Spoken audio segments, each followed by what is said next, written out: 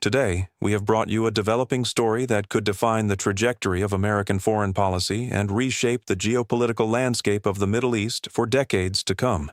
President Trump has issued his most explicit warning yet to the Islamic Republic of Iran, establishing what appears to be a concrete time frame for potential military action while simultaneously pushing for a comprehensive nuclear agreement.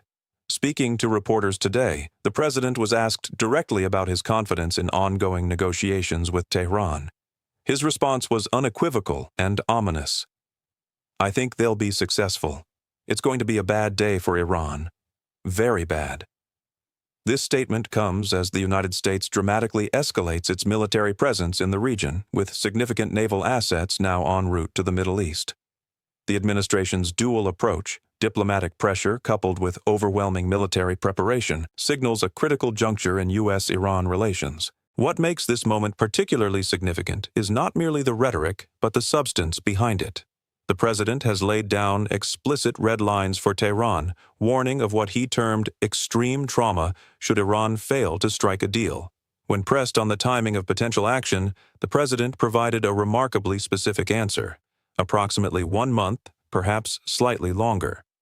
This level of precision in publicly stated military timelines is highly unusual and represents a calculated signal to the Iranian regime that Washington's patience has reached its limit. The military buildup currently underway lends considerable weight to these warnings. The USS Gerald R. Ford, one of the most advanced aircraft carriers in the world, is currently making its way to the region.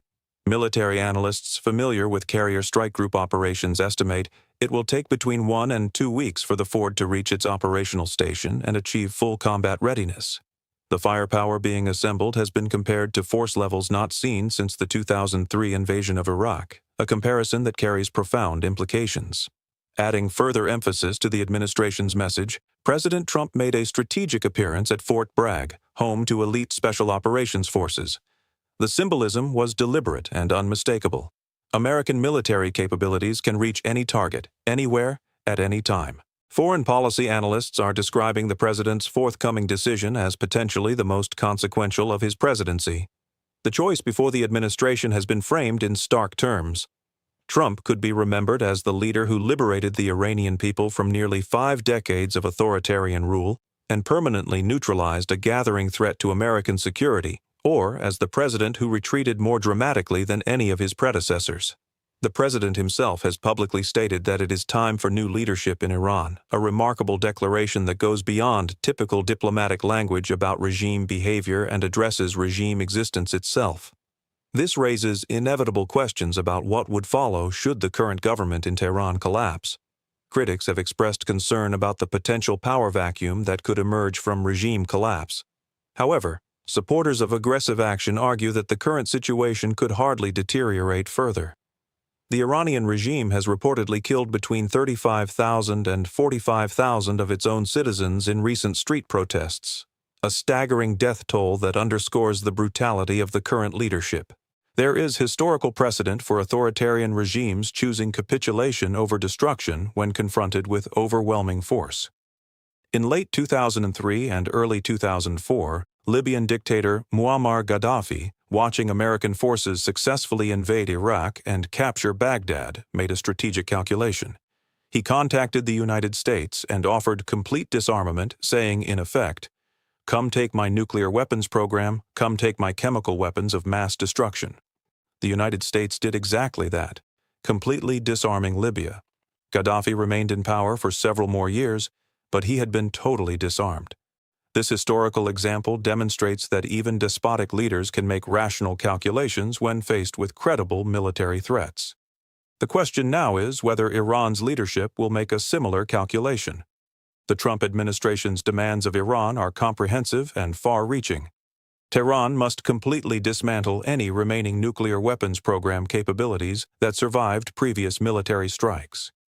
The regime must end its support for terrorist organizations operating around the world.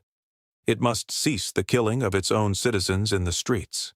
And it must eliminate its ballistic missile programs that threaten regional stability and American interests. These are not incremental requests for behavioral modification. They represent demands for fundamental transformation of the Iranian state's strategic posture and domestic governance.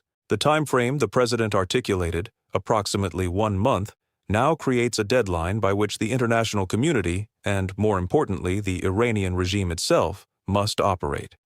This window aligns closely with the operational timeline for American military assets to achieve full readiness in the theater.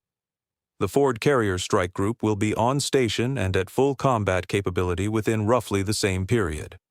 This synchronization is not coincidental. It represents a deliberate strategy, diplomacy backed by imminent, overwhelming military capability. The message to Tehran is clear.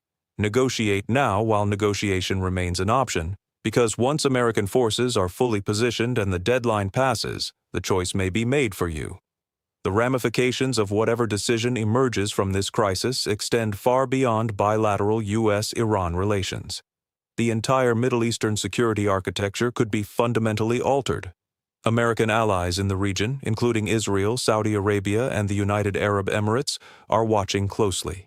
They have long viewed Iranian regional ambitions and nuclear aspirations as existential threats. Any military action would inevitably carry risks of broader regional conflict.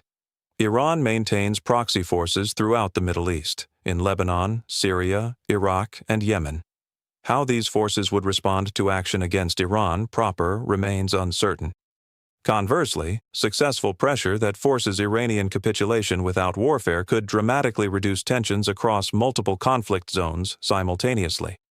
What we are witnessing is the culmination of what the administration has termed maximum pressure on Iran. Economic sanctions have severely damaged the Iranian economy. International isolation has been intensified, and now military pressure is reaching levels that demand a response from Tehran, either compliance or confrontation. The administration appears to believe that the combination of economic devastation, internal unrest, international isolation, and credible military threat creates conditions where even a fanatical regime might choose survival through submission over destruction through defiance.